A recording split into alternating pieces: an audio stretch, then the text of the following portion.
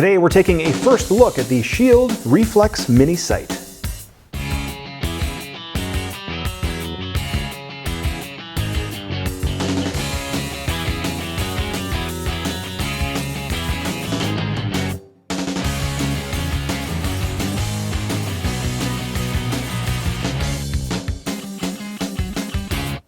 Hey guys, my name is Dave Timm. Thank you very much for checking out this video. We have a new product in the house that I'm excited about, and it is the RMS or Reflex Mini Sight from Shield.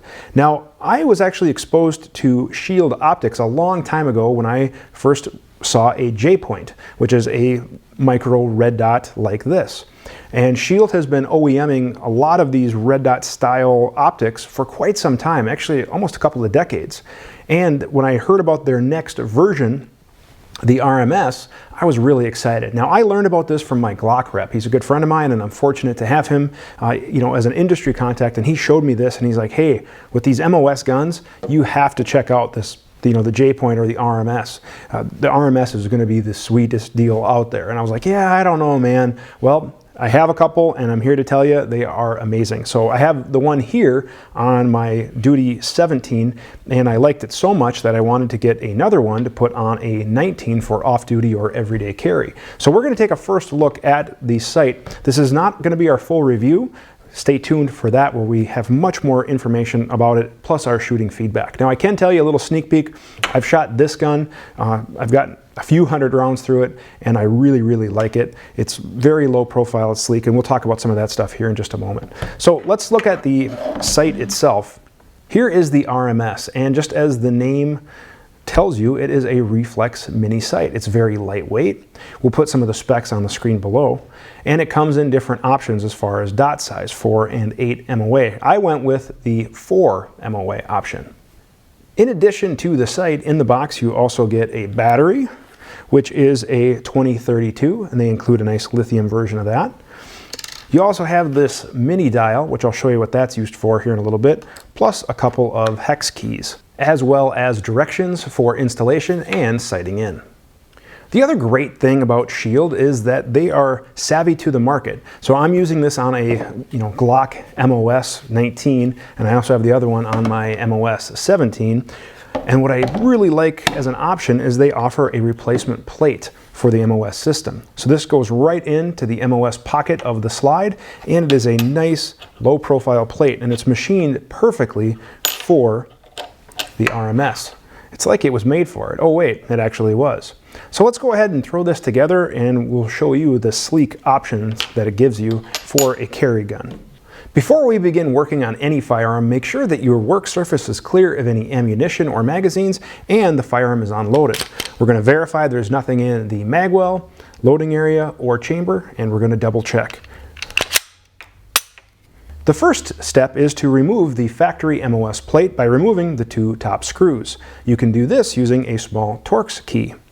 Stow the factory plate and screws in a safe location in case you ever want to return the pistol to its factory configuration. Next, we are going to degrease each of these screws included with the low profile plate.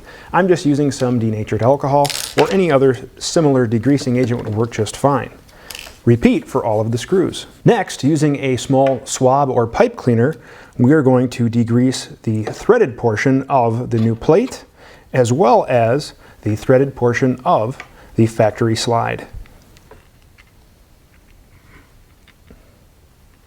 The reason we degreased the hardware and the threaded portion is to make sure that when we apply our medium strength thread locker to the screws, that they bond appropriately. We don't want to use that thread locker and then have it basically not stick or hold those screws in place because of a bunch of oil on there. So while I'm waiting for this to dry, I can go ahead and take my medium strength thread locker and apply a small amount to each of the screws. You don't need a lot, just a small little dab on the threaded portion is just fine. Repeat for all of the screws. Now, because we've wiped down the area here, if you want to very delicately take the rust preventative solvent of your choice and put it either on a swab or a small rag and carefully just put a coating underneath here for corrosion protection, you can certainly do that. Just take caution not to put any oil into the threaded portion of either the hardware or the threaded portion of the plate. We can go ahead and put some of the rust preventative on the bottom of the plate as well. Now we are ready to mount the plate to the slide. Drops in as shown, and now we can use the stainless steel flat screws with the Torx key.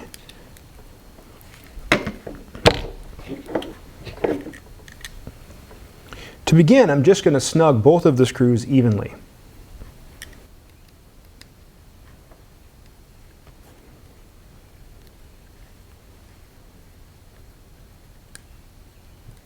Now that both of the screws are snugged down evenly, I can take the short end of the wrench and insert it into the fastener, and I can start to tighten it down until the wrench just starts to flex. I don't want to over torque and risk breaking these screws. That would make your life very difficult. And we're just going to repeat for the other screw, make sure that the tool is inserted, and we're going to tighten until the wrench is starting to flex. And that is the maximum amount of torque that we want to apply to these fasteners. You don't have to worry about really cranking down on these. Proper torque, as shown with that blue medium strength thread locker, will work just fine. Now we can install the sight on the plate, and using the remaining screws with the hex key, we can snug down both of these screws.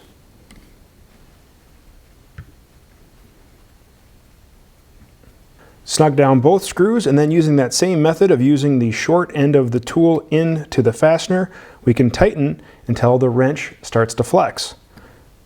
Do not over tighten these screws. And we have just completed installation of the RMS with the low profile plate on your Glock MOS. Now, one thing to make note of, if you were planning to put on some aftermarket sights, I would recommend doing that before you install the RMS. Now, depending on the pusher tool, you still might be able to push this rear sight on and off, but it would definitely be a lot easier to install a rear sight without the RMS. But what I really like about this package is it is lightweight, it is low profile. I can still use the factory sights to co-witness or backup, and I can see through the whole window. It's just a really, really nice, sleek system. I mean, the width of the RMS compared to the slide, I mean, it's almost like a perfect fit. And it's just a really nice platform. I'm really excited to have this as my everyday carry. So I'm ready to go to the range and zero this, and that's what that mini dial comes in handy for. To use the mini dial, we insert one of the hex keys into the mini dial as shown, and then we have our elevation and windage adjustment. So what's nice is as we're zeroing at the range, we use this mini dial, and it basically tells us point of aim, point of impact. So here's the elevation adjustment, and then here is the windage adjustment right here on the side. And again, that mini dial tells you which way to adjust based on your point of impact. Now, if you forgot to install the battery, no big deal. We just take a hex key and insert it on the side, and now we can push the battery door out the other side, allowing us to change batteries as needed. Now, I did ask Shield what battery life would be, and basically they told me it was measured in months, if not years, a long, long time. Now, it is a self-adjusting dot, so that means as it's darker out, the dot dims automatically. If it is brighter out, the dot brightens automatically. Now, some people may be thinking, well, is that really the optimal system? Do I really want that type of a system versus a preset or some of the self-illuminate dots out there? But I've been running this gun for a while, and I've had zero issues going from dark to light. The only time I had a little bit of an issue was when I was in a dark area and I was under a canopy, a dark shaded canopy. It was getting towards dusk, and it was using the light under the canopy to tell me the brightness. And I wish it was just a little bit brighter because my target was outside, in what was left of the sun. But I could still see the dot, so I was not worried about that. Plus, I could also still see the sight, so it's really not that big of a deal. But this is a first look at the Shield RMS. Again, I'm going to be running one on my duty and one on my off-duty gun. I'm really excited about these low-profile little red dot sights. We'll have our full review soon, but for more information, check out their webpage. They can tell you all about pricing and availability. Now, they are a UK company, but they are establishing more US dealers day by day, so it will be readily available in the United States. We look forward to seeing you at our full review. Make sure you stay tuned to gunsandtactics.com for all things guns and tactics related. And if you've enjoyed this video, please like, share, and subscribe.